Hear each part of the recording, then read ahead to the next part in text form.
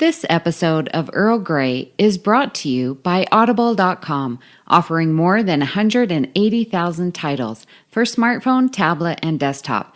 To get a free audiobook of your choice and help Trek FM at the same time, visit audibletrial.com/trekfm. And also by Enterprise in Space, an international program of the nonprofit National Space Society. Find out how you can help science and education and become a virtual crew member aboard the NSS Enterprise Orbiter by visiting enterpriseinspace.org. Hi, this is Robert O'Reilly. My name is Gowron. Honor to you and your house. You're listening to Trek FM.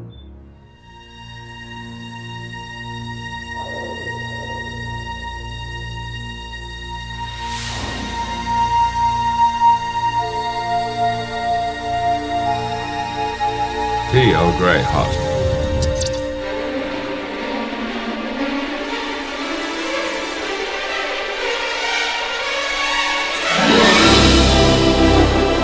Hello and welcome to another cup of Earl Grey, Trek FM's dedicated podcast to the next generation.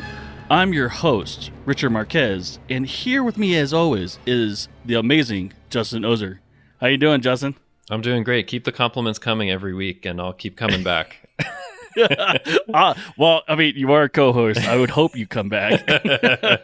I'm kidding, of course. Thank you. It's great to be here, as always, talking about the next generation. Outstanding. And unfortunately, this week, again, Amy is out this week on some Ryza excursion or something like that. All-inclusive weekend is what she's doing right now. So, but fear not, she will be back next week. But for right now, we have a special guest today that's filling in for Amy. Nick, is it Anastasio? Anastasio, yeah. There you go. How are you today, Nick? I'm doing well. A little intimidated at the prospect of filling in for Amy on her podcast of choice, the TNG podcast. You know, it's those are big shoes to fill the queen of podcast, and I've never been on Earl Grey, so I'm really excited about that. I've participated in a few podcasts on Trek FM before, and have a lot of fun on all of them. And I'm a huge TNG fan. So it's a really, really big deal and a cool way for me to be on Earl Grey for the first time. Yeah, and you're awesome. And you're a patron of the network as well, right? That's true. Yeah, I've been a Patreon for about a year and a half now. Very happy to be. I mean, I was on the 602 Club recently, and I was just saying it's very genuine. It's one of those things where you feel like you're participating and you're helping out something that's really worth helping, but you're not just donating money. You really feel like you get to be an active participant in something that's really cool and worth being a part of. If you're a Star Trek fan, I think that no matter how much you can give, it really makes you feel like you're just buying into something that you're then getting something in return for, and something really great. The Babel Conference, all the shows, and the network hosts and producers are really good about actively involving all the Patreons, and that's really awesome. Cool. Excellent. Right on. Well, that took care of our next question. Awesome. Actually, I listened to that 602 Club for the Black Panther. That's a great movie, and I did not know that you actually were a part of it. So that's really cool. Thank you. Yeah, it was a hard, tiring experience, but it was worth it in the end. I went to see it with a few friends of mine, and just be part to see the excitement of my friends, but actually of the whole. There were families who had gone see the movie already 2 or 3 times. We went to see it opening weekend Sunday, and especially this one family really struck me. They were coming out of the theater, and they were like the 2 grandmas. They were well in their 70s, and they were giddy like little girls. And that made me feel really good about having been part of the process. Oh, nice! I'm actually going to see it later today for the first time, so looking forward to it. Hope you like it. Yeah. Yeah, awesome. I saw it on Thursday, and I can't give it any more praise. Cool. It's awesome. It's an awesome film and very well put together. I loved it. So yeah, I think they did a good job at making it. It has everything that makes it entertaining, fun, and but kind of like Star Trek in a way. They don't try. It is what it is. You enjoy your popcorn. There's a lot of fun, action, humor, but at the same time, they slip a few ideas that make you think, and you walk out and you feel like you have a little bit of substance there too. And I think that's great. I totally agree with that. Yeah. Well, we're not going to be talking about the Black Panther. But before we actually dive into our actual episode, we have some Babel Conference feedback, and we're going to just go back to Earl Grey 216, and that would be favorite Season 3 character moments. Yes, so Wes Huntington says, I have to concur with all 9 choices for character moments in Season 3 and the 2 honorable mentions. I had never made that connection that Justin had made to Darmok and Who Watches the Watchers. If I may, I would like to say Geordi in The Enemy, in which he has to rely on Centurion Bakra to navigate Golondon Core in order to be rescued. So thank you for your comment, Wes. I know you're often one of the first people to comment on our episodes in the Babel Conference, and I appreciate that, and that you enjoyed the episode. And you're right that the moments with Geordi and with the Centurion on the Romulan on the planet in The Enemy are excellent. That's one of my favorite episodes, and probably another one I could have pulled some favorite moments because there's so much great stuff in that season. So thanks again for your comment. Honestly, when I saw that comment, I was surprised that you guys actually didn't choose that one after because we've talked about Geordi growing in that episode and whatnot. I mean, it's tough because, it's 3 moments and maybe 1 or 2 honorable mentions, and I probably could have picked 50 moments. So, I mean, there's really so much great stuff in Season 3. So you mean all within Who Watches the Watchers? You know what? Like we titled that episode I Live This Scene Every Day because it was Amy talking about how, tough it was sometimes when their math students don't get things. And, there's a moment where Picard sees that Nurian, Who Watches the Watchers, doesn't get it, and he gives a face palm. But I almost titled it also from Who Watches the Watchers because we just had so many moments from that one episode. So that was fun. Awesome. Well, Tim Hands said, good timing turning to a discussion on Season 3, as I began my own rerun watch after finishing and completing Season 2 very soon. Looking forward to my rerun and this particular Earl Grey episode, as Season 3 was when TNG eventually hit its stride. I totally agree with that. They for sure hit their stride right in Season 3. Some of the best stories come out of it, and then so on and so on. So thank you, Tim. Yeah, thanks, Tim. I definitely agree. I mean, as we said, I think Seasons 1 and 2 are a little underappreciated, and there's some great stuff there, but they were really, moving into the peak of Next Generation on Season 3.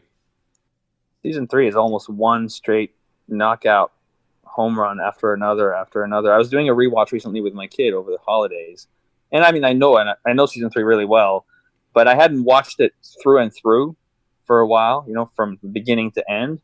And I was watching it with him, and every night, we'd turn on the Apple TV, and he'd be like, "Oh, what's this episode?" I'd be like, "Oh, that's another. This is one of the best, most classic TNG episodes." And the next night, "Oh, well, this is one of the most classic, very best TNG episodes." And after the 3rd or 4th, he's like, "So basically, you're telling me the whole season is one of the best?" And I said, "Well, actually, yeah, it is. It's one of the best seasons of Star Trek of all time."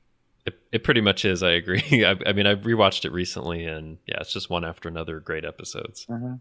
Mm-hmm. No arguments here. So Aaron Park says, I love these character moment episodes. They're coinciding perfectly with my own TNG rewatch, which is absolutely perfect. The moments you all chose were fantastic. Personally, I love the development of Captain Picard this season. He shows his knowledge, bravery, and cultural sensitivity in Sins of the Father, and I love all things Klingon, so that helps. And his sense of humor really starts to shine in this season. But my absolute favorite moment is from Sarek. This is one of my favorite episodes for many reasons, but I too love the sacrifice of Picard. Side note, he didn't say Michael when he was naming the ones he's loved over the years, which I have to choose to ignore to uphold my Discovery love. So thanks for your comment, Aaron. I appreciate all of your thoughts. Those are great moments. And as I commented in the Babel conference, Picard as Sarek didn't mention Cybok either, so he wasn't including everybody. Works for me. Patrick Carlin said, I love both Justin's picks for Picard, especially the one with the Defector. Another one I love from that episode is the scene of Picard and Jarek in the ready room. I cannot betray my people. You already betrayed your people, Admiral. You made your choices, sir. you're a traitor. Now, if the bitter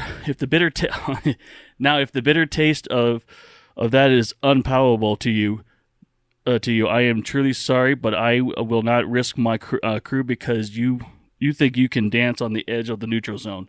You crossed over, Admiral. You make yourself comfortable with that. So, yeah, it's a great scene. Defector's a really great episode, so thanks for that comment, Patrick. Keith Johnson says, good show. Started listening to y'all a month or so ago and enjoy it. Season 3 is probably my favorite along with Season 5. One of the best character moments I'm surprised not mentioned is from The Offspring, easily in my top 10 episodes. It's the one when Data creates his daughter Lal. Starfleet Admiral Halftel later shows up to take Lal, saying she needs to be cared for, read, studied, outside of Data's influence, which he ironically feels will be detrimental to her development. Halftel orders Data to turn over Lal, but Picard tells him to stay. What follows is a charged scene, with Picard saying to the Admiral he will do damage to Lal emotionally. Picard threatens to take the matter to Starfleet, and Halftel tells him, I am Starfleet. You're jeopardizing your command and your career. Picard says, sometimes, sir, men of good conscience cannot blindly follow orders. You acknowledge their sentience, but you ignore their personal liberties, their freedom. And then the line, order a man to hand his child over to the state, not as long as I'm his captain. Wow. This scene gives me chills, moves me, makes me shout in support of Picard every time I watch it. What a powerful example of the man who will risk everything to protect his crew, and more the rights of people, androids or not. Willing to take on an admiral and, one suspects, Starfleet itself if need be, is a testament to Picard's character and sense of right and wrong. A powerful scene in an amazingly good episode. Well, first, welcome, Keith. Thank you for listening to Earl Grey starting recently, and definitely appreciate the comment. And I felt like you were playing that scene in your head and writing it down in that extended comment. But I wanted to read all of it because it is a really powerful scene in a really great episode, The Offspring. I think, as we said, we sometimes in these character moments episodes avoid the more kind of well-loved or well-known episodes to try to highlight character moments from other episodes. But we really appreciate the comments that you give from those more well-loved episodes of the scenes that mean a lot to you. So thanks again for that comment. Absolutely.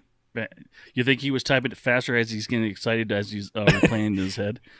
Seems like it. So yeah, Keith, really appreciate the enthusiasm in writing all that out. And I felt like I wanted to read all of it. There you go. Well, welcome aboard, Keith. We're glad you're here. So, Greg Malumbi, this is the last one. Greg Malumbi said, who knew Who Watches the Watchers was a popular episode? So, bonk on the head. I'm just kidding. It was popular among the Earl Grey crew, at least. Yeah, it was. Well, that's why I stayed away from it. But, yeah, anyway. It was pretty good. It's not my favorite from season 3. In terms of my favorite character moments, Picard harvesting Sarek's emotions has got to be up there. Masterful performance from Patrick Stewart. I also enjoyed Geordi's newfound confidence in transfigurations. Pity he didn't keep it. Picard singing drinking songs in Allegiance, and I don't remember that. I'll have to read it. Anyway, I'll talk about it in a second, but go ahead. Yeah, there we go. And Riker's, you're a dead man. Oh my gosh. Outguard, thank you. A dead man in a matter of perspective. Yeah, thanks, Greg. There is some great stuff in there. Transfigurations is actually an episode I don't know if people talk about a lot, but is really good, where this guy from this one species is transforming into another. And I'd have to rewatch it because I don't remember the part about Geordi, honestly. But Picard singing the drinking song. So Richard Allegiance is the one where Picard and some other people are replaced with some, I guess, replicants or replicated beings and taken to this alien place, and they have to figure out what's going on. And the Picard that they put in his place is totally off character because he's singing drinking songs and he's so happy. That's remember right. that?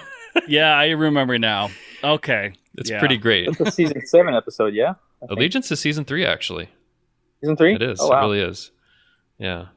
Oh, it's the one where he's in the room that's sort of like circular room, and there's like a guy who looks kind of like a Nausicaan, even though it's not a Nausicaan. Yeah, and there's a Bolian and somebody else. But Right, and the cadet ends up being the spy or the spoilers. No, we've probably seen it by now, but no, it's all great choices, Greg. Thank you, and appreciate all of those choices you gave us.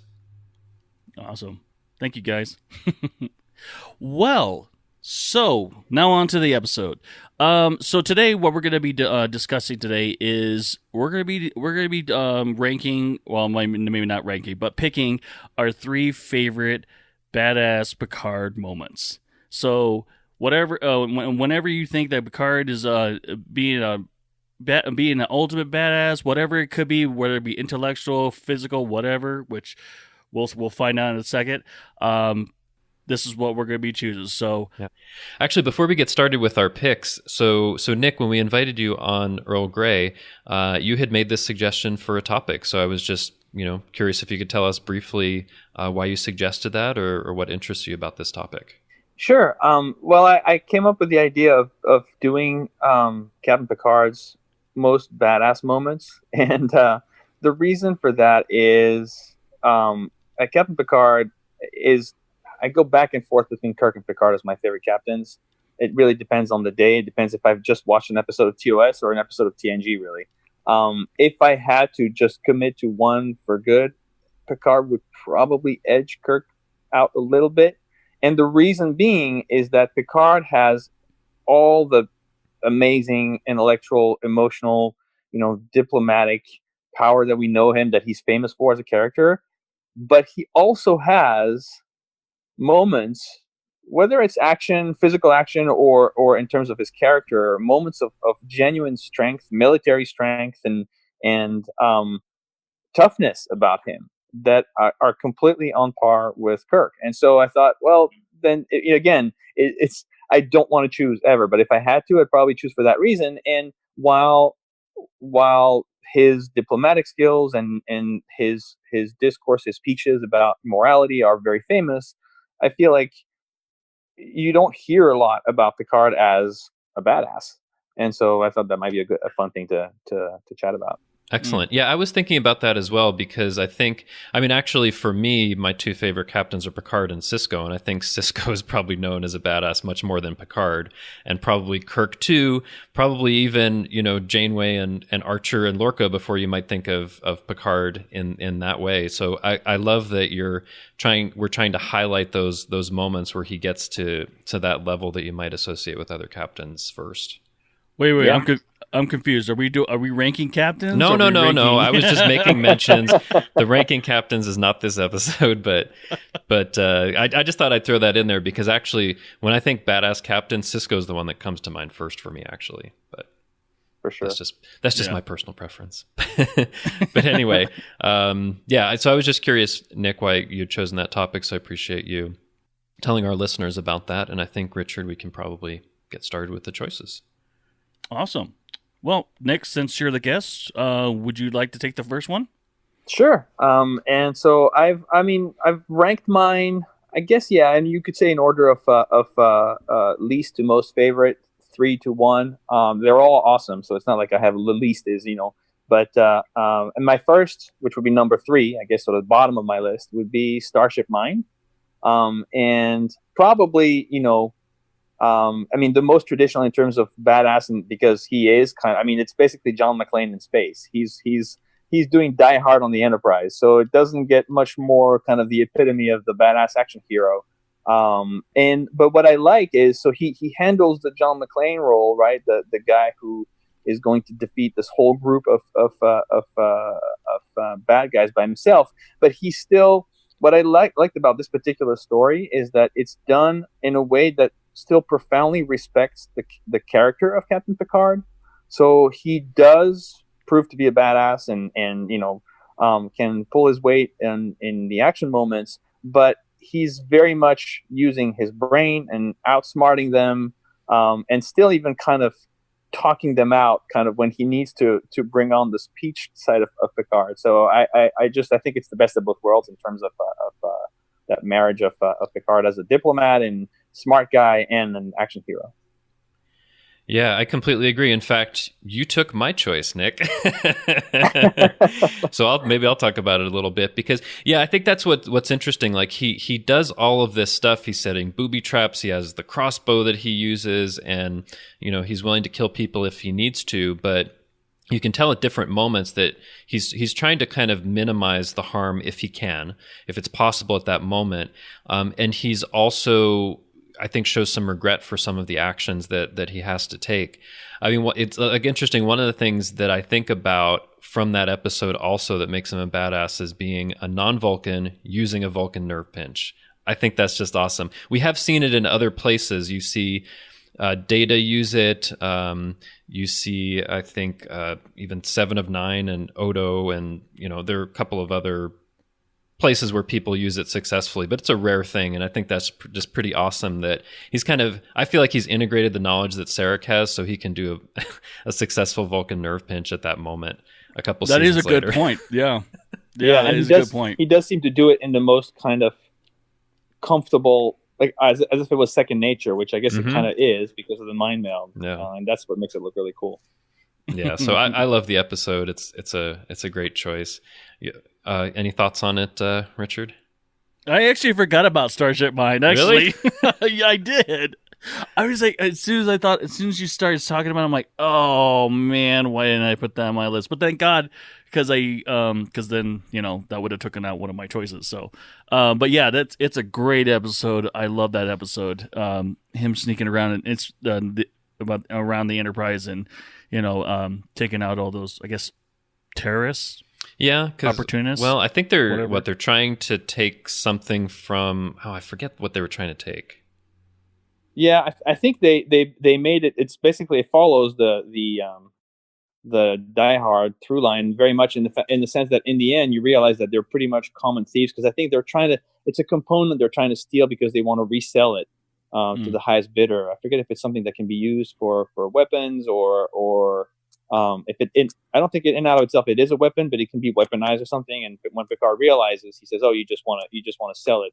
You don't care who buys it. You just want to make profit." Oh yeah, actually, I was just looking it up. So it's something that's considered like toxic waste from the warp core, but they're trying to use it as an explosive. So I think they're selling weapons. Yeah, a dirty bomb or something like that. Yeah, but no, it's pretty great. And I think, as we said on previous episodes of Earl Grey, people often think of Picard as a diplomatic type, but when it's necessary to do what he has to do, he will do it. He's a Starfleet officer. He has all of this training. He will do what he needs to do in order to save lives or the ship, or keep something from getting into the wrong hands. So I was just thinking, so I don't know if there is a set of novels, but how awesome would that be if we would actually have like a novel set of Picard in his younger days doing missions? I haven't read them, but there is a series of Stargazer novels with him as the captain of the Stargazer.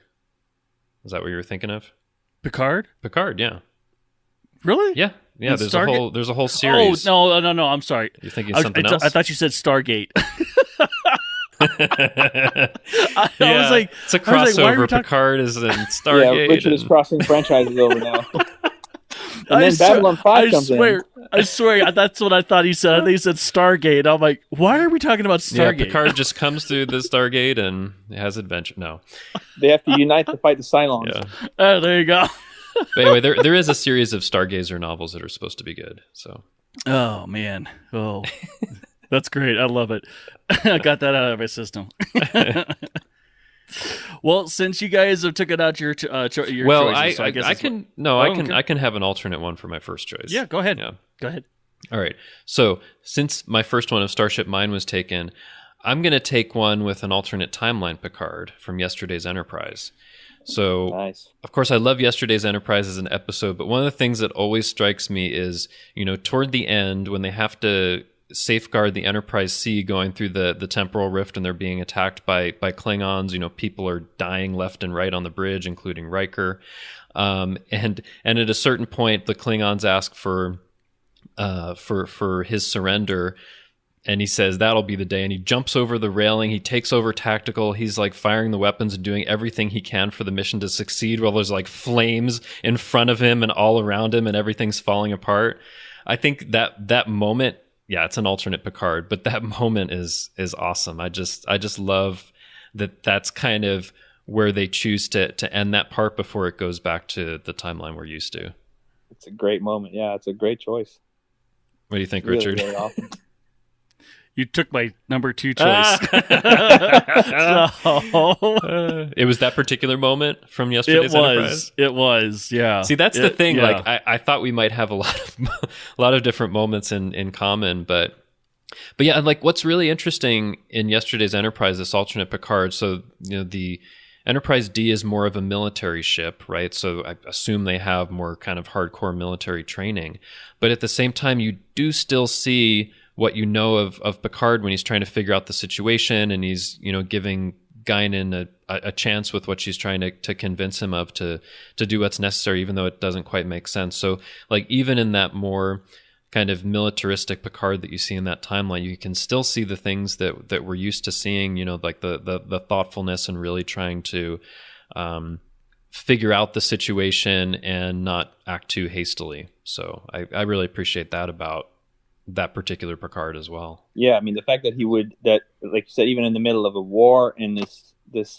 alternate universe that's much more militaristic, that he still takes the time to go talk to the bartender, and we know that they have a special relationship, which we can assume they also have in that universe, in that timeline. But and even though he gets quite mad at her, not good enough, damn it. But still, I mean, and it gets him thinking, and so yeah, that's what I think what I was describing earlier too. I love when the best is when you see the marriage of Picard, the diplomat Picard, the guy who thinks through, and Picard, like you said, the guy who has absolutely no qualms. His military training is there as well, and when it has to step in, he knows he's able to parse out which one should dictate his decision at any given moment. Yeah, and in this situation, you would think that, if he was just thinking as a military commander, he'd be like, we're in the middle of this war, we need every ship we can, I'm going to press the Enterprise C into service. That's crazy to have them go through a temporal rift and maybe wipe out our timeline. I'm just going to take this and we're going to attack the Klingons with these couple of ships or add it to our fleet. But even in that alternate timeline, is just thinking, what's the best thing? Is if there's even a chance to get out of this terrible situation, the war is practically lost anyway, so I might as well go for it, So I really appreciate that. It might have been a different story if they were actually winning.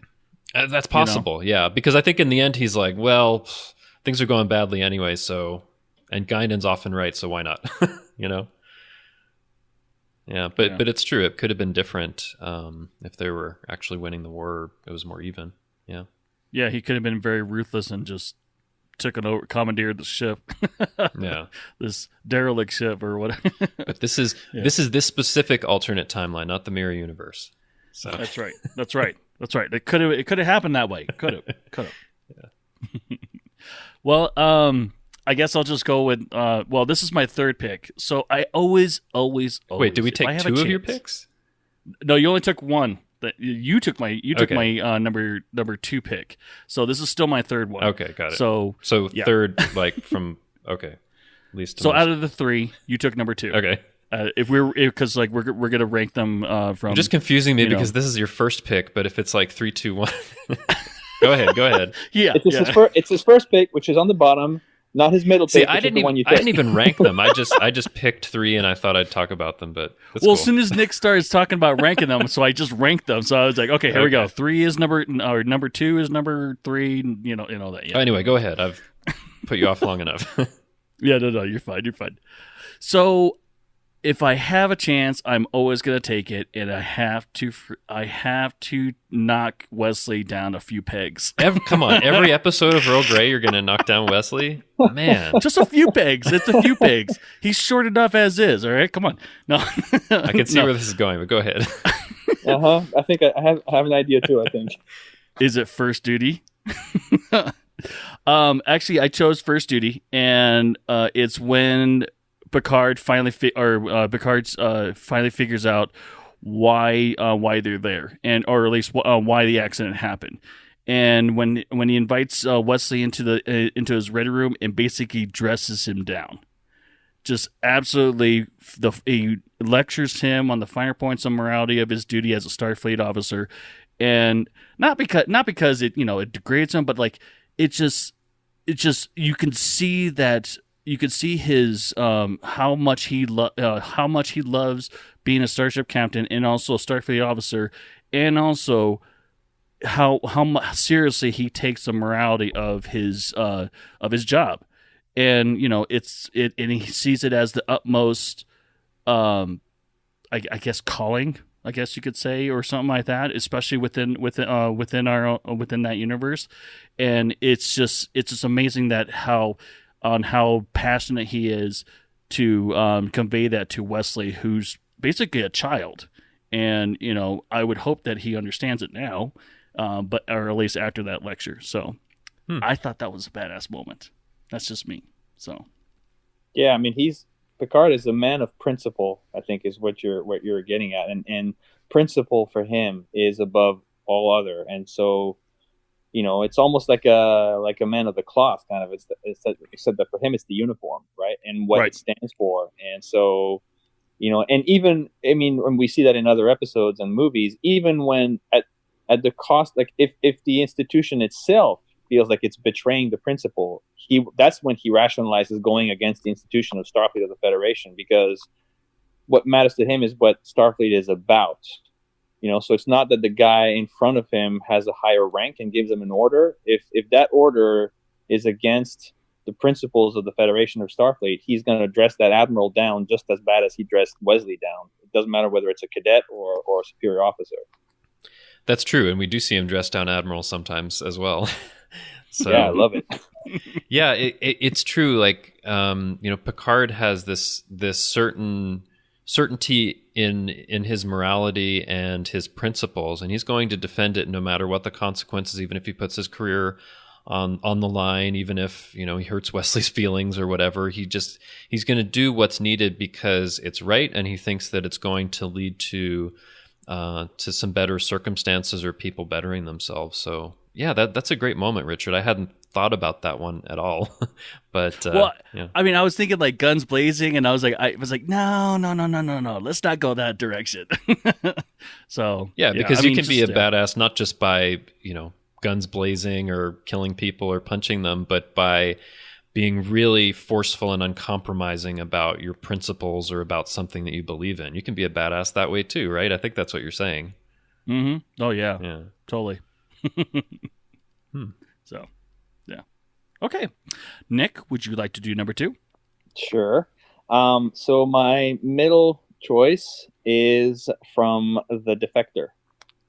And specifically the scene. I mean, that scene, talk about getting the chills every time I watch it. The scene at the end when Tomalak really thinks he's got Picard cornered, right? And then Picard first it's which I love. That's obviously Patrick Stewart's acting skill. There's kind of a crescendo, right? You start to sense that Picard is like not worried, so he probably has an ace up his sleeve. And then he says, first he kind of like sits down and says, well, if the cause is just, my people are ready to die today. And you're like, oh, he's pretty cocky, pretty comfortable. And then Tomalak is like, oh, I expected more from you. And then Picard's like, then you shall have it. And then, he says, Mr. Worf.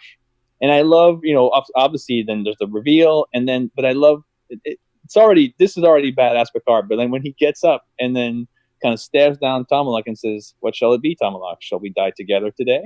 Yeah. I'm like, okay, it doesn't get much more badass than that. And this is, again, Picard. What I love is he's not, like you were saying, Richard, he's not, and I love Picard as an action hero too, but he doesn't have to be running down a hallway, shooting his phasers or, doing stunts.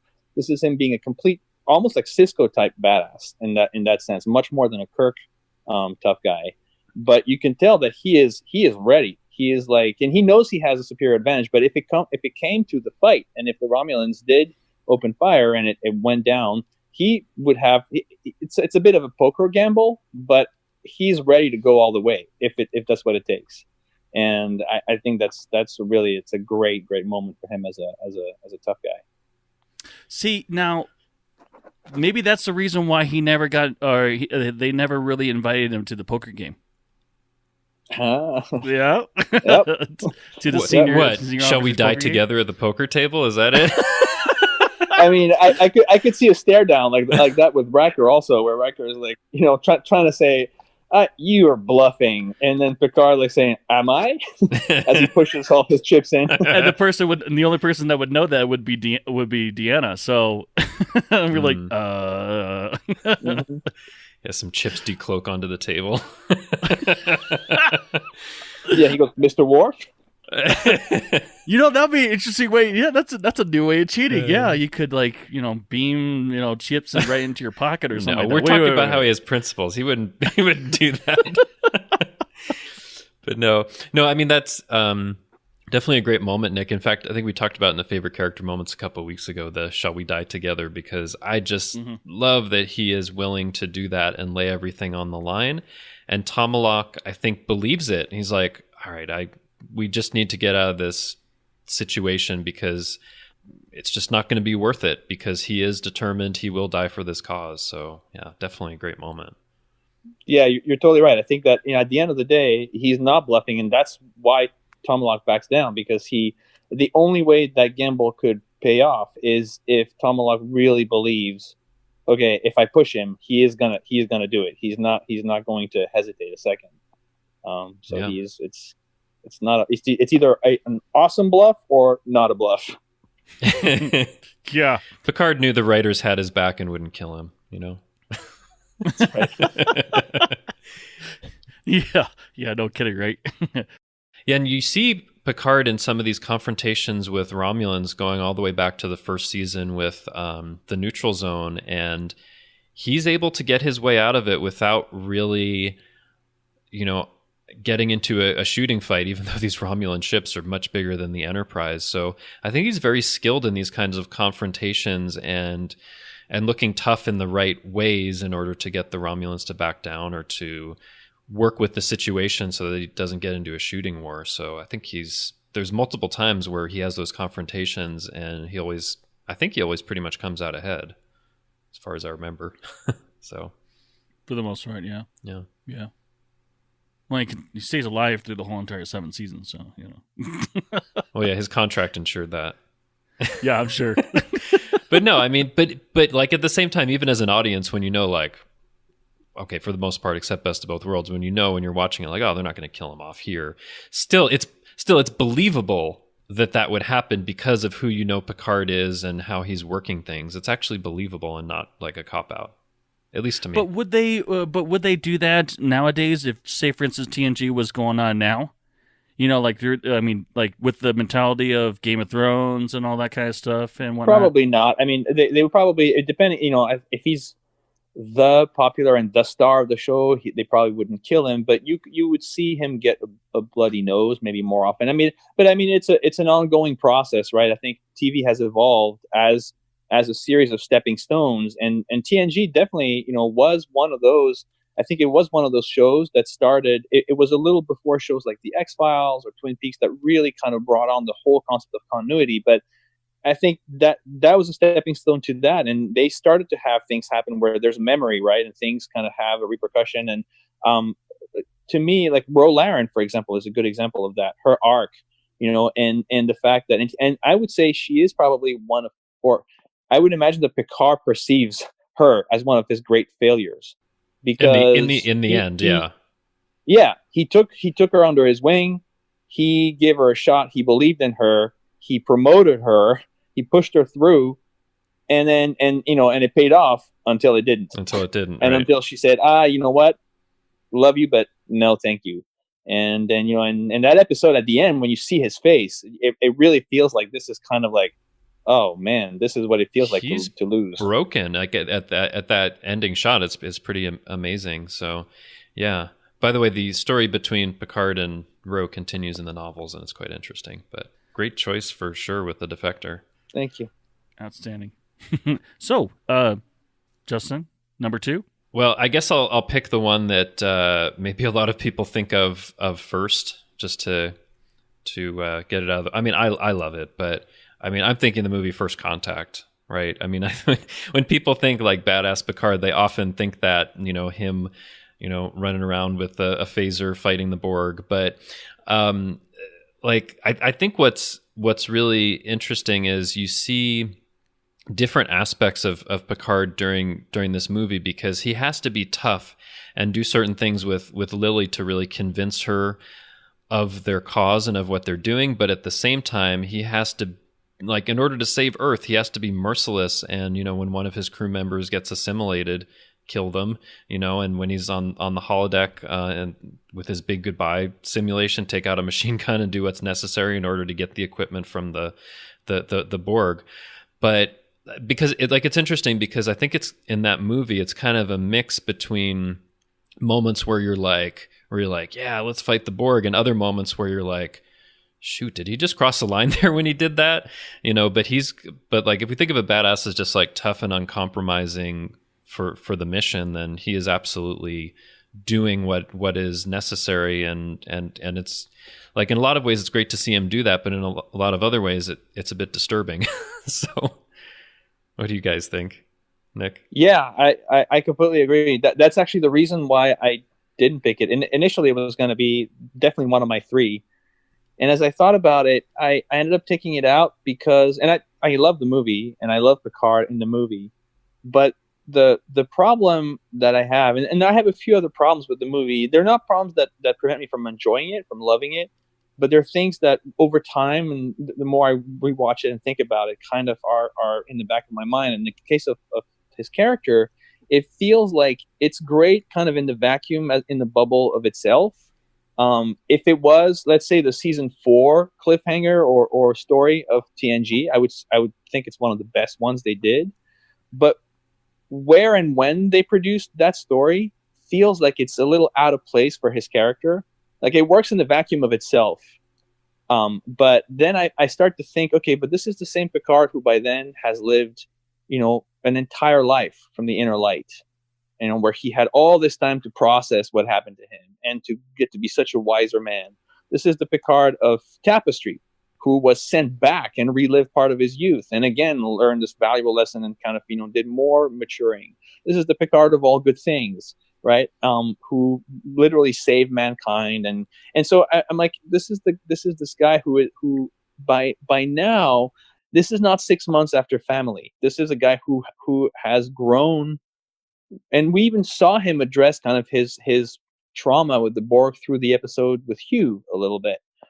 So to me, it feels then like it's written in the way it is just for the sake of that, which is, we want to have Picard be this cool action hero and go around and kill Borg and be tough.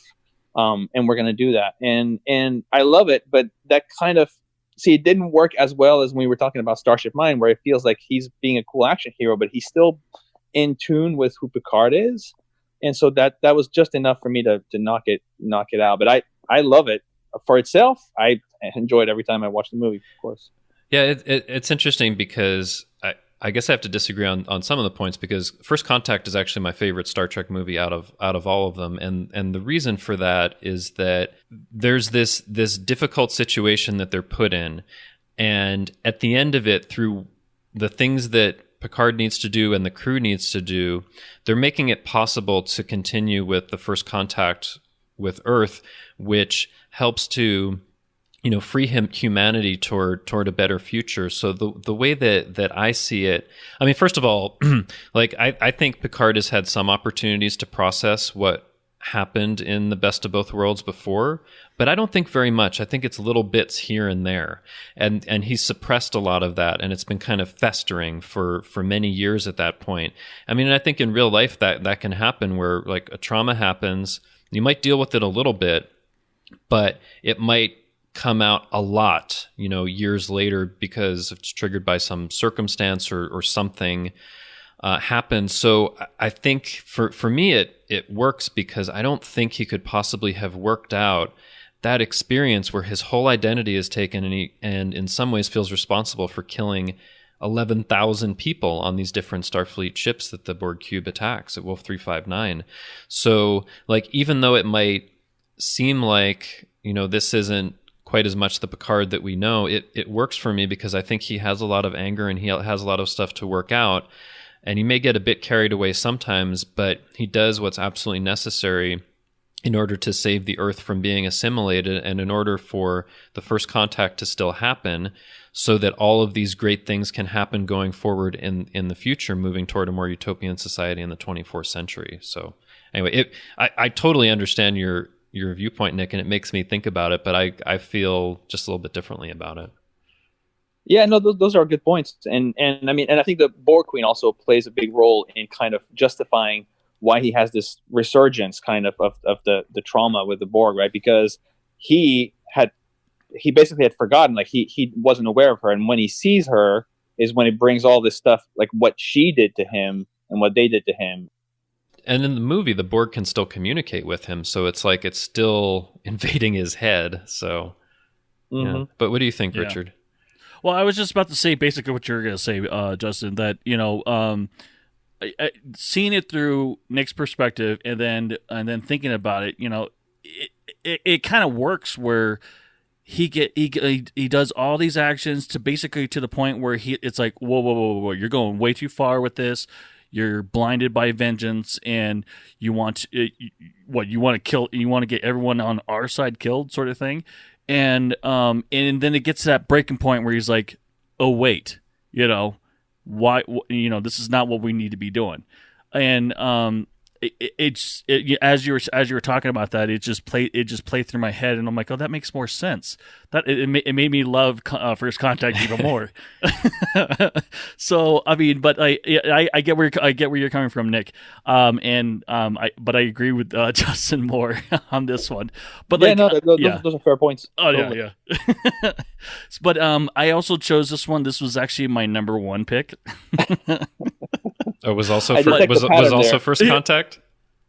It was First Contact, yeah. Shoot, so am I cribbing from your list? Is that two that I've taken? Well, I got one more. I got an honorable mention. Actually, I have two honorable mentions, but just in case something like this happened. But so I'm just going to describe one scene. So there's one scene when I think I still had the VHS. I don't have a VHS player, but I still had the VHS. But I used to rewind a certain area in the movie, and that was when they're in the arms room getting all the weapons and everything. FYI, he says Marquez in that little scene too. Favorite moment in all of Star Trek, right, Richard? It's actually Richard's great grandson. There you go. Actually, that's the second time he mentions Marquez. Anyway, because the other one was on Lessons. Yeah, so this is the second time that he says Marquez throughout, obviously, Star Trek. And I don't know what it is about that scene. It's like you're getting all ramped up, ready to go right out of the arms room and getting on your weapons. And and he shows this map. He shows that, obviously they got to puncture the cooling tanks to basically stop them. But I don't know what it is, but I kept on rewinding that, not because of the Marquez, but because, I don't know, it's just maybe just that whole, I don't know, Nick, if you know this, but I'm former Army. And, I do. And I love that feeling that we're going to the arms room, getting our weapons ready to go, and lock and load right down the range. And it's just reminding me so much of that. And then having Picard lead us on our way to the range is even better. So I absolutely love that scene. I kept on rewinding it on the VHS. Don't know why. It just pumped me up. Well, I mean, it sounds like it's kind of the marriage of two things that you love. And, and if this was one of the moments, I don't know, I'm just guessing, but if this is a moment that is dear to you from this part of your life, and again, and this is a moment where all of a sudden you can relate, you can experience it, but then you can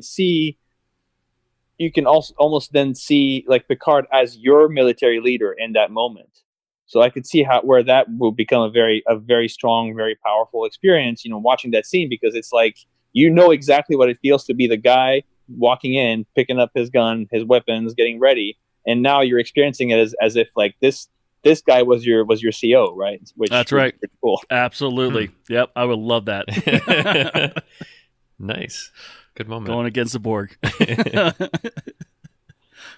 Yeah. Nice. So anyway, So I guess that's my choice number 2. So I guess we can go to the next one. Nick, let's hit number one. Let's hit number one. Number one. So number one is very simple, and I picked it for that because it's like it's so subtle, but then it says so much. It's from The Wounded, I think is the title of the episode. I always get The Wounded and The Hunted. The first one with the Cardassians, right? Yes. Okay. Yeah, yep. with Gulmafek. And it's the very end of the episode, and it's the scene again. It's one of those turns, right, where it's the wrap up. It's right after O'Brien leaves the ready room, and there's again, it's you can kind of feel Picard sliding into the badass. First he sort of like has a little bit of a opinion argument with Masek about saying, well, yeah, he did something wrong, but we should not, we won't dismiss him. We can pity him, but we won't dismiss him. And then and it's also the timing, right as Golmasek is about to leave the room, and he says, and one more thing. And then you can tell he lays it on him very calmly. He's like, don't for 1 second think that I don't know what you were up to. And then it's the very end when he says, take a message to your people. We'll be watching.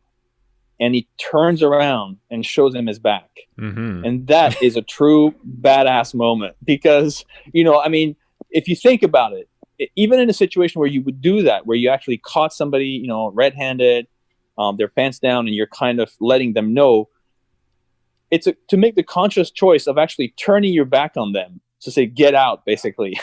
And it's a pretty ballsy thing to do. And I think that tying it with the Defector, that's why I also wanted, it's so simple. That's why I wanted to be my top. And I wanted to kind of, and circling back to what Richard was saying, I'm the first one. I love TNG. I love Star Trek for the fact that it's this peaceful ideology, and TNG was kind of the apogee of that, and saying, well, it's humanity, being kind of ambassadors and being peacekeepers, and Starfleet is not per se a navy, but at the same time, I think it's completely legitimate to say that they also come from a military tradition. They also have a deep understanding of tactics, of strategy. And they again, it's like, I don't think we need to separate the two, because this is in the future. It's a evolved humanity. They've been able to marry the two concepts to get the best out of both. And this is clearly, it's not just speaking of Picard's character, but it actually is, this is tactical learning. This is him, because when you do that, again, it's another poker move. It's a clear way. It's almost like a Jellicoe move. It's like, I'm going to turn my back on you, and I'm showing you, it's a show of force, saying you're nothing. I don't acknowledge you. Be gone, right? Yeah. Oh no, that's a great moment. And I do love that that's how The Wounded ends, because, I mean, first of all, Picard is saying, I have these limitations, so I can't really search your ship, but I know based on everything that's happened, what's really going on. We'll be watching you, and showing him his back is almost like saying, I have no respect for you anymore. Be careful. We're not going to be friendly here. We're probably going to be adversaries. And like, if you look at it in hindsight, it kind of, feeds right into what you see in Deep Space Nine, where the Federation has to be really wary about what the Cardassians are doing, right? So yeah, and I do love that. It's like, don't you for a moment think that we're going to be pushovers, or it'll be easy to push us around. Mm-hmm. Now go away. Mm-hmm. It's great. Mm-hmm. Yeah. I absolutely, to add on to that, maybe not with the respect, but like, definitely to turn your back onto someone, especially in adversities, or I'm sorry, as a race like the Cardassians or something like that. I mean, could you imagine doing that to a Klingon? Well, I mean, what it also says is that, like, I'm tough enough that I can turn my back on you, and I know you won't try to harm me or kill me. Right. Right. Yeah. I've proven that I'm tough now, and the ultimate in proving that you're tough is to turn your back and know that your enemy is not going to harm you. You know what I mean? Right. Yeah. This is how much I don't fear you. Yeah. That I don't even need to look you in the eye. Yeah. Right. Good choice. Mm-hmm. Excellent choice. So, Mr. Ozer, you're number one. Let's hear it.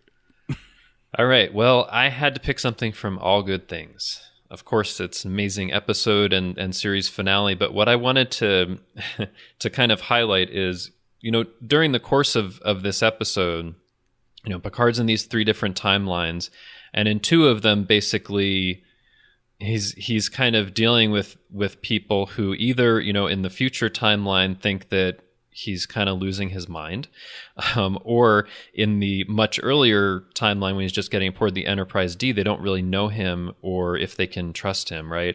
And so over the course of the episode, he has to kind of, build trust and motivate them and get them to do certain actions.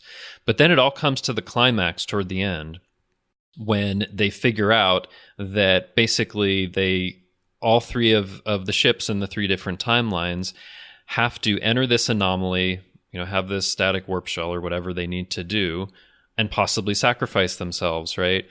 And especially I think in the timeline where it's supposed to be kind of the first season, they're saying, I think Yar says at one point, like, we've done all of these things for you, and we kind of barely know you. Like, what is going on here that you want us to take us into this anomaly? We don't even know what might happen.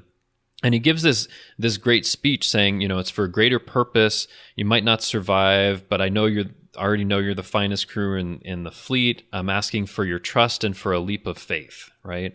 And then in that moment, they decide, okay, we're going to go along with this. And, he convinces them to do that. And and there are moments while this is going on and they've entered the anomaly in the different timelines that people are questioning it, like, should we keep doing this? And, each ship is destroyed one after another, but he's going to keep to that plan because he knows that it's much more important to do that. And he is, tough enough to kind of convince them in all 3 of the timelines to do that. So I don't know. It's maybe like a little bit different than some of the things we've been talking about, but I feel like he's a badass in basically being uncompromising about what needs to be done and taking it as far as all 3 of these ships being destroyed because he knows it's for a better purpose. Does that make sense? Being able to inspire. Yeah, he inspires them. He inspires them by the strength of his character, basically. Whether it's the Picard we know and have followed 7 years, the one who they've just met, or the one who is old and sick. In all 3 timelines, he has so much strength of character that people are inspired by him and want to follow him. I'm just trying to think of him in Encounter in Farpoint when it comes to being that kind of character. I mean, obviously he was pretty stern in that episode. I mean, I think as this Picard that's traveling between the 3 timelines, he's bringing something different because of the experience he's had than the Picard that actually comes in the first episode and is kind of more stern and a little harder to feel inspired by, Yeah, I can see that. Yeah, I think that personality-wise, he is more like the Picard that we know from the end of season 7, who's basically traveling almost back and forth between the bodies of younger Picard and older Picard, but still, like you were saying, Justin, kind of. He's not the encounter at Farpoint Picard is much more kind of just the facts, ma'am, by the book, I mean, I think what I would say is, like, if you had the encounter at Farpoint Picard that was part of this and had gotten information about what was happening, I don't know if he would have been able to inspire them in the same way to sacrifice themselves than this Picard that's kind of known them for 7 years, right? Yeah, I don't think so. I think you're right. I think that Picard. I mean, who knows? Maybe he would have found a different way to inspire them. But yeah, I don't think if they got to that point where they're doubting him, he wouldn't be able to convince them just on the power of his authority, just because I give you an order, basically. Yeah. I mean, I think what I like also about that scene is that, like, if I put myself in that kind of situation, I would probably be really afraid that things wouldn't work out and that I'm making the wrong decision. And, I think probably in some part of Picard, he has some kind of fear about what'll happen for the situation. I think it would only be natural to do that. But he's going to, keep going with it because he thinks this is the right way to go, no matter how afraid you might be of the consequences or if you're making the wrong decision. I mean, he has, toward the end, pretty supreme confidence, like, I know that things are going wrong on this ship and you're questioning it, but we just keep going. We've got to do it. So I don't know. It's kind of like, I feel like in All Good Things, it's kind of summing up all together the things that are great about Picard and that inspire people and that help to bring the best outcome to the situation. Well, it's also about tone too. I mean, he definitely has that experience in tone to convey that importance of whatever's going on. I mean, because I'm thinking like so FYI, so the Encounter at Farpoint is actually on my honorable mentions, so I wasn't trying to get it away or something like that.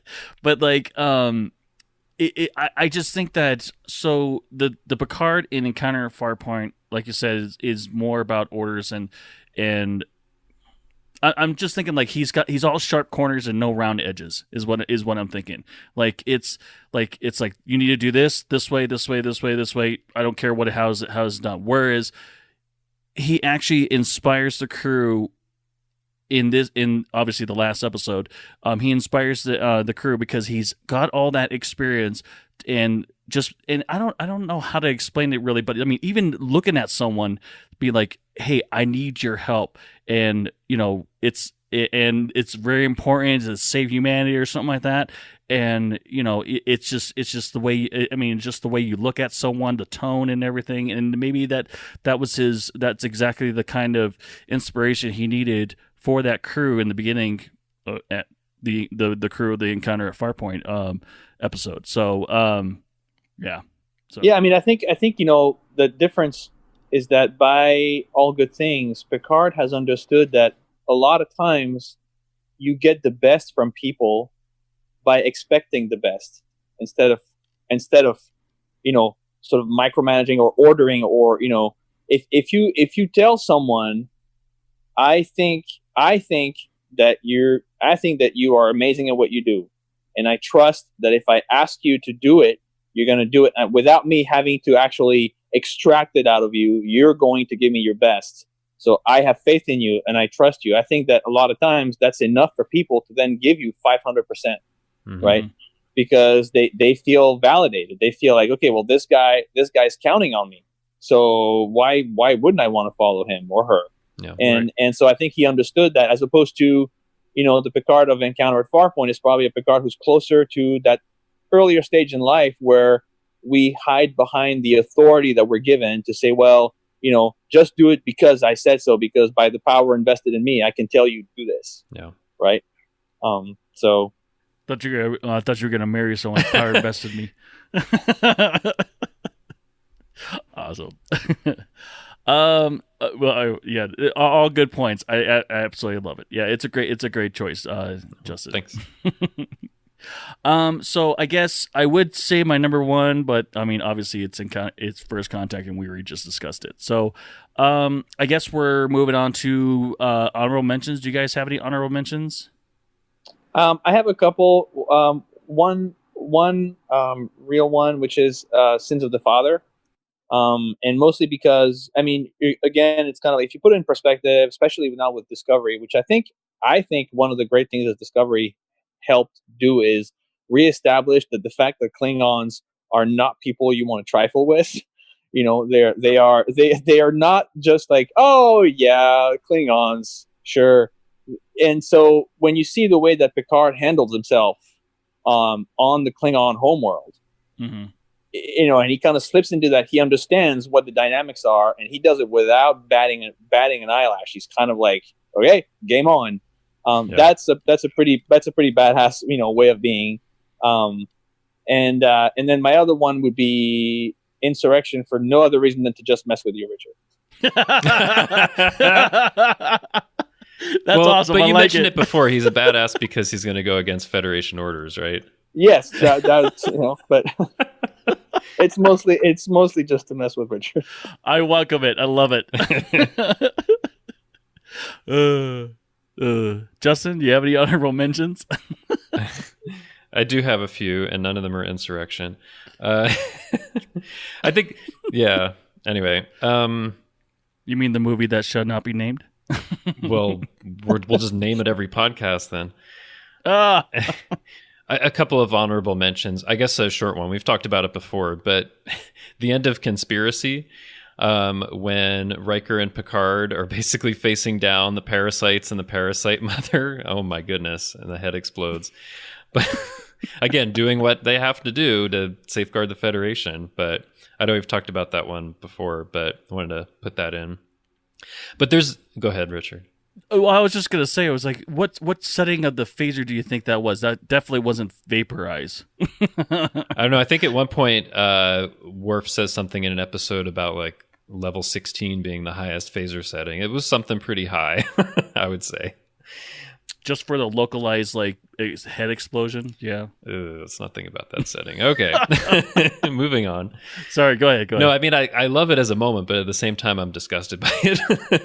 No. Yeah, it was pretty graphic back in those then, days. Yeah.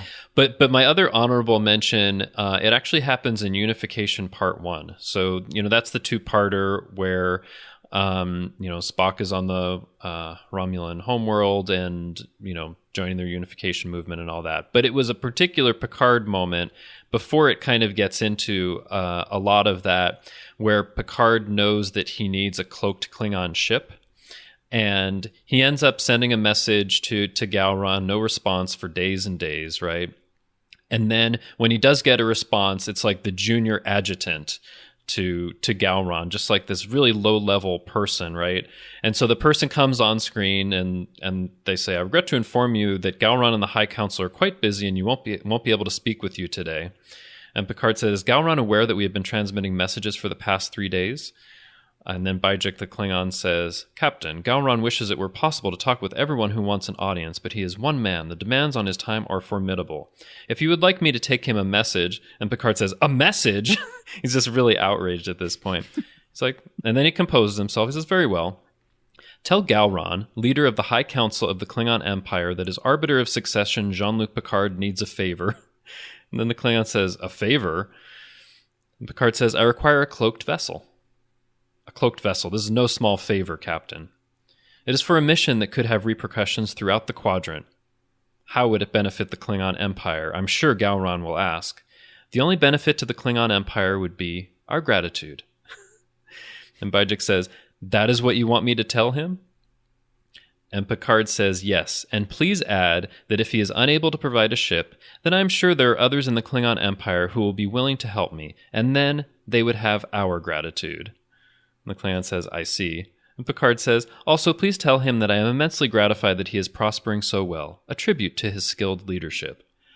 I just love in that, I had to read the whole scene because I love in the whole scene that he's being put off by Gowron. There's this minor guy who's like, he's busy and just leave a message basically.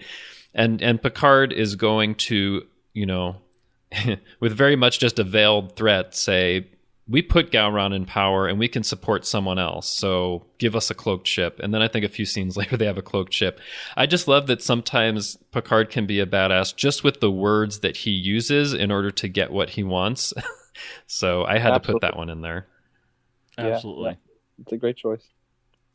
The only honorable mention I had was Encounter at Farpoint, where he comes off as a hard ass to Riker when he first comes on board after the whole ordeal with Q when he doesn't and look at him and he tells him to watch a video to catch up. Yeah. What a great briefing. Oh, Richard, talking about Picard being like that with Riker makes me think, and it kind of loops us back to your opening with Wesley in the Pegasus when he dresses down Riker. And when Riker tries to be like, "Well, you have to take it up with Captain Maxwell," or is it Maxwell or in that one it was Admiral. Oh my god, I just watched it the other day. Because Maxwell was the from the Wounded. Yeah. The Wounded guy. But anyway, like he, and Picard just snaps and goes, "I'm taking it up with you, Will." And you can see the funny thing is, now every time I watch this scene, I no longer watch Picard. I watch Riker, and you see the look on Riker's face, and he's like, "Holy crap! I've never seen this Daddy's mad at me. Oh yeah, and like that's the thing. Like Picard can be like really diplomatic, but you do not want to make him angry, because when he is angry, you don't want to face that wrath, right? So I looked it up. It's Admiral Pressman in that episode. Pressman, yes. And that's a great episode, and it's really great that Picard is just gonna let him have it, and I think he goes on later to say, he's an admiral. You've got orders from a superior officer. There's not much I can do about that, but just make sure you do the right thing in this situation, okay? It's another great scene, like you were saying, where like the power of his words.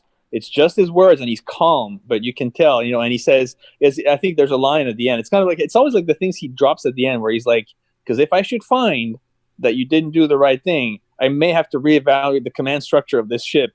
And it's like, okay. And Riker's like, dismissed. Yeah.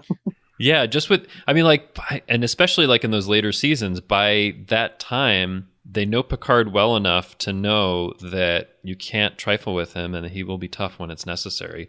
And if he found that Riker did the wrong thing, I wouldn't be surprised if he just didn't want him as a first officer anymore. You believe it. Yeah, absolutely. Yeah, very much so. So, final thoughts, Mr. Nick. Would you like to start us off? I think, like we were just talking about, I think the thing that I really enjoy the most revisiting these moments and talking with you guys is the fact that Picard, what I really love about him, and again, if I had to edge him out as who's my favorite captain, he would probably be my number one, because I think he embodies, in Picard, I really see the things that we talk about, that Starfleet is about, what Gene Roddenberry wanted to promote, the idea of an enlightened humanity that tries to always, talk first and figure out a solution and understand the other person's point of view. But at the same time, there's no doubt that there's also a lot of strength in the understanding that sometimes you have to make hard choices, and the ability to do them intelligently, because that's another thing that people, I think, a lot of times dismiss about sort of the concept of military action or military thinking.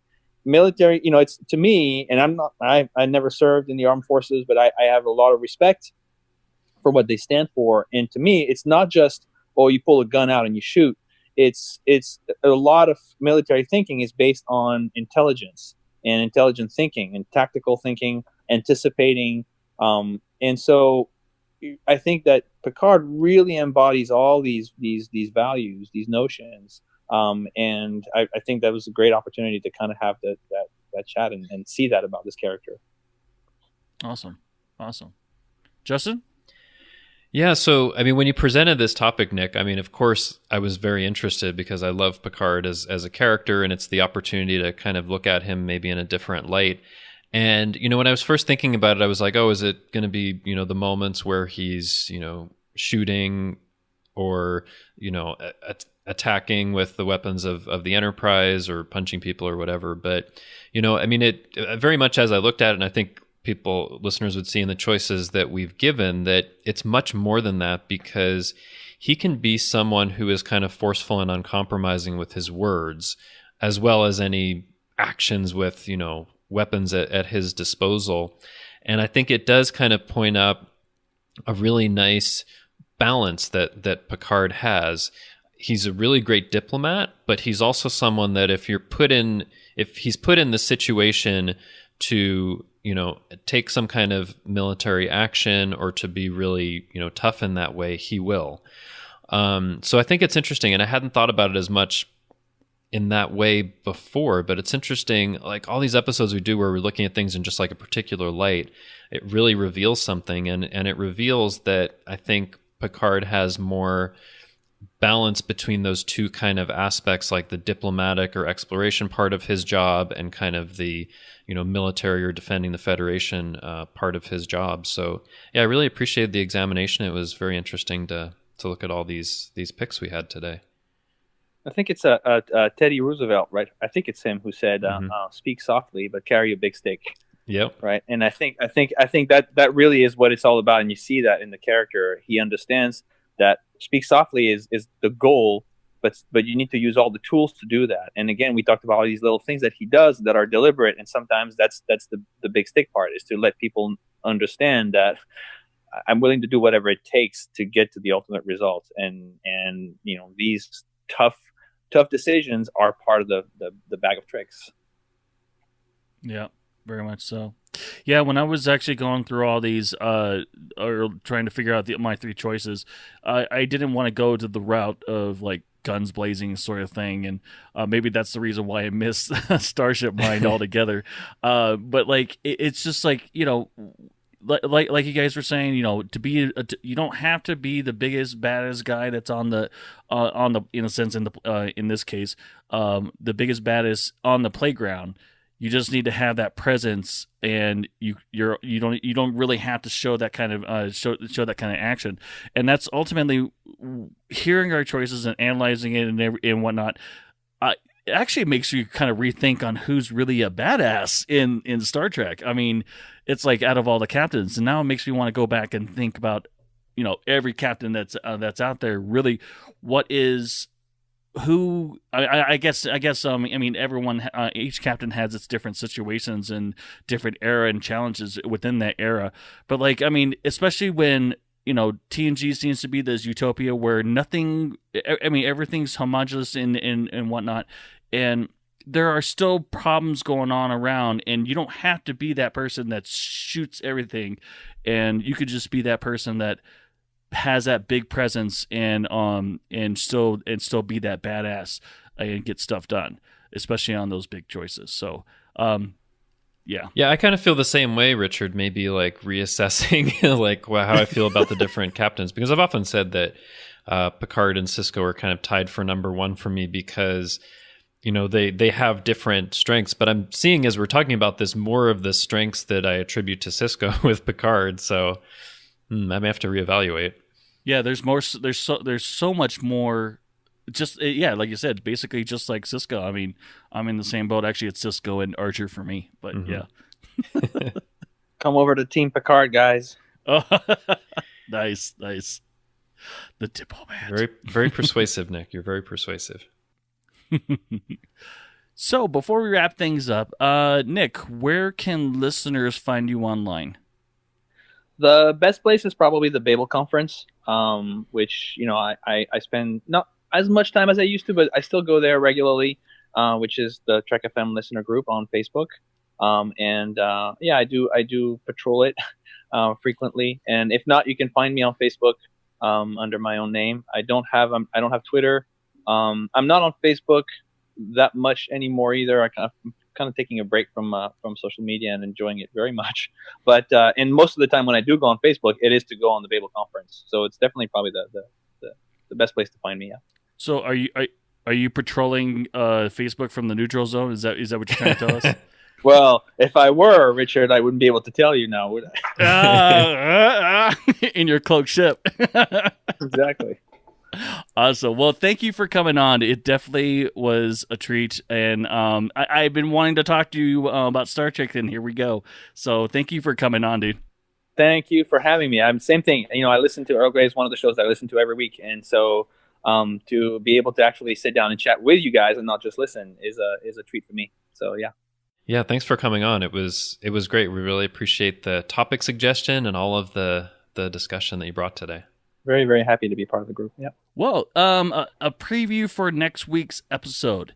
Amy will be back. I promise you. All these math jokes and math equations that she's gonna step up her A game and everything, because next week we're gonna be covering games, sports, hobbies of TNG, including like poker, fencing, stratagema, War's calisthenic hologram program.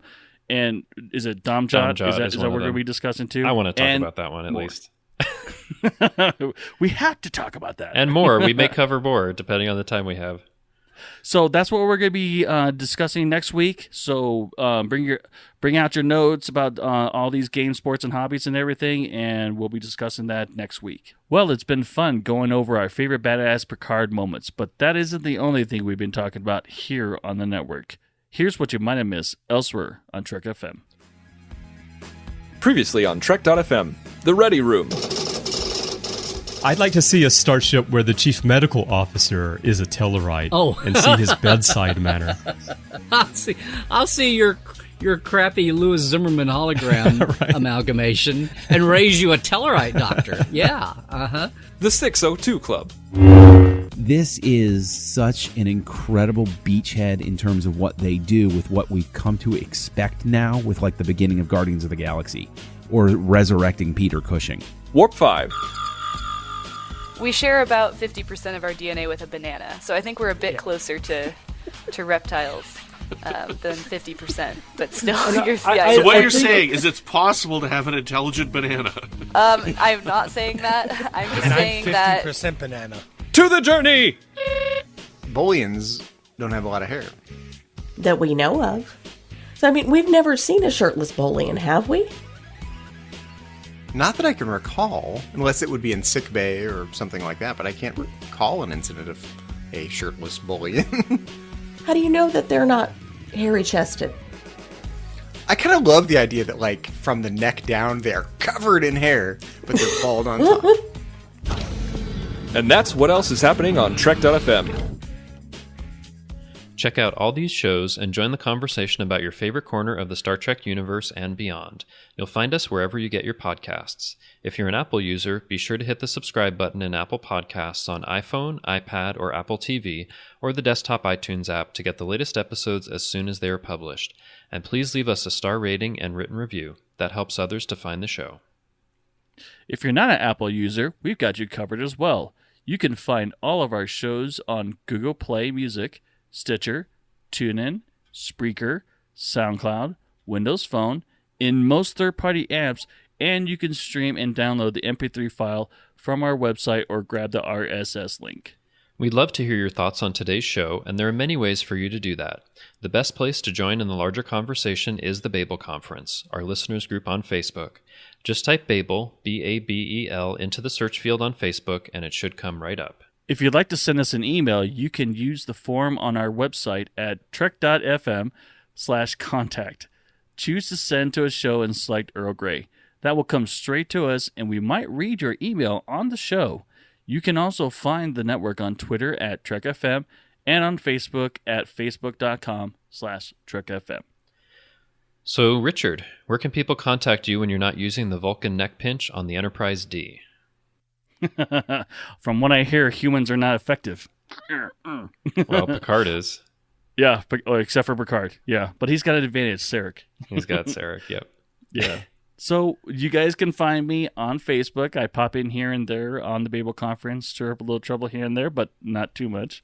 But also, I am also on Twitter, and my handle is xransom. Justin, where can people contact you when you're not facing down the Klingons in an alternate timeline? What are you talking about? I don't remember that at all.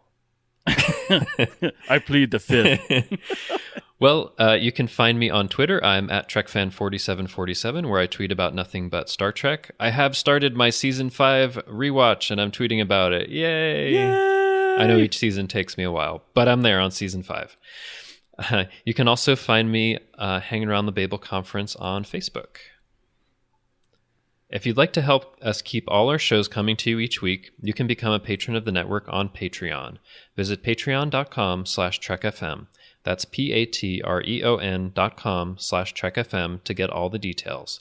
Perks include early access to episodes, exclusive content, producer credits, and more, available through our special patrons website, the Patron Zone. It requires a great deal of money to produce, host, and distribute these shows each month. We really appreciate any support you can give us and hope you'll join the team. Again, you'll find all the details at patreon.com/TrekFM. We'd like to take this opportunity to recognize our current associate producers, Norman Lau, Justin Ozer, Michael Huter, and Thomas Appel. Thank you for supporting Trek FM and Earl Grey. So join us next time for another cup of Earl Grey. Take this message to your leaders, Golmaset. We'll be watching. Today is a good day to die!